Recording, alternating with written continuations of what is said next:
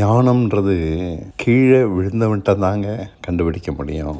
ஜெயத்தை அனுபவிச்சுட்டே இருக்கவன்ட்ட ஞானத்தை கண்டுபிடிக்க முடியாது. அவனுக்கு எது பெருசு, எது முக்கியமானது, எது நல்லது பிரித்து சொல்ல தெரியாது. அவன் ஜெயிச்சுட்டே இருந்துட்டான். ஆனால் கீழே விழுந்தவனுக்கு தான் எது தப்பு, எது சரி அப்படின்னு அவனால் கண்டுபிடிக்க முடியும். இதனால தான் நம்ம தாவீது பேசாததை சாலமோன் பேசுகிறான். தாவீது தேவனை புகழ்ந்துக்கிட்டு தான் இருக்கான். சாலமோனுடைய பேச்சை கவனித்து பார்த்தா ஞானமே முக்கியம். நீ எதை சம்பாதிச்சாலும் ஞானத்தை சம்பாதிடான்றான். அடிப்பட்டவன் நிறைய சம்பாதிச்சான், நிறைய அனுபவிச்சான். ஞானத்தை சம்பாதிக்காதனால வீணாக போயிட்டனே.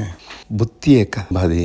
நீ நடந்தாலும் அது உனக்கு போதிக்கும், ஓடினாலும் அது உன் கூட இருக்கும், படுத்துக்கிட்டாலும் அது ஒன்று தாங்கும். நீ இலைப்படைய மாட்டடா, சோர்ந்து போக மாட்டேன், எதையும் புரிஞ்சுக்கோ.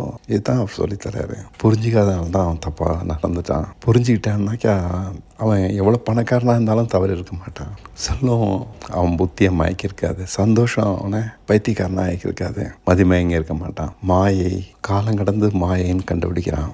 எல்லாம் பொய்டா, புகை காற்றுல பறஞ்சு போயிடும், பிரம்மாண்டம் அழகு எல்லாம் மாயிடான்னு வயசான காலத்தில் கண்டுபிடிச்சிட்டான். நாம் அதெல்லாம் புரிஞ்சுக்கிட்டு நடக்கணும். புரிஞ்சுக்கிட்டாலே வாழ்க்கை ஈஸியாகிடும். அதனால தான் பவுல் சொல்கிறாரு, கிறிஸ்து எனக்கு ஜீவன், சாவு எனக்கு ஆதாயம்ன்றார். இவர்கிட்டையும் ஞானம் இருக்கு.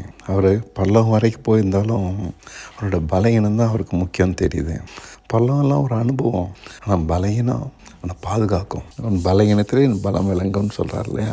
பலகீனத்தில் தான் கர்த்தருடைய கிருபை விளங்குது. நான் பலகீனமாக இருக்க கிருபை மேலே தங்கியிருக்கும்.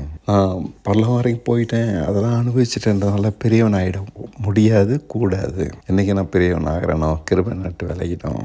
இதுதான் வந்து ஞானம். தன் பலகீனத்தை புரிஞ்சு வச்சிருக்கிறாரு. என்கிட்ட தீமை தான் வெளியிலே வரும், நன்மையே வராதுன்றதை புரிஞ்சு வச்சிருக்கிறாரு. அதனால தான் சாவு எனக்கு ஆதாயம். என்னோட சுயசித்தம் ஒரு சமயத்தை செய்யப்படக்கூடாது. சுயசித்தத்துக்கு இடம் கொடுத்த சாவு தான். அதனால் கவனமாக தேவ சித்தத்தில் நினச்சிருக்கிறாரு. சுயமாக எதையுமே செய்யக்கூடாதுன்னு விலகி நிற்கிறாரு.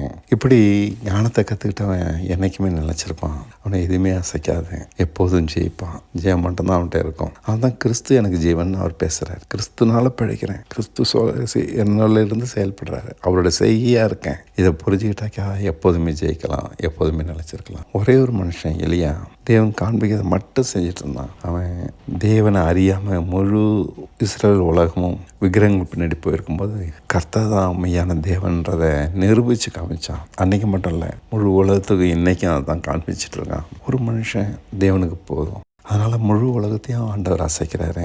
நம்ம சுயசித்தத்தை மரணத்தில் ஊற்றிக்கிட்டே இருந்தான்னா கிறிஸ்தனால் பேசிக்கிட்டே இருப்போம். தோற்கடிக்கவே முடியாது, தோல்வியே வராது.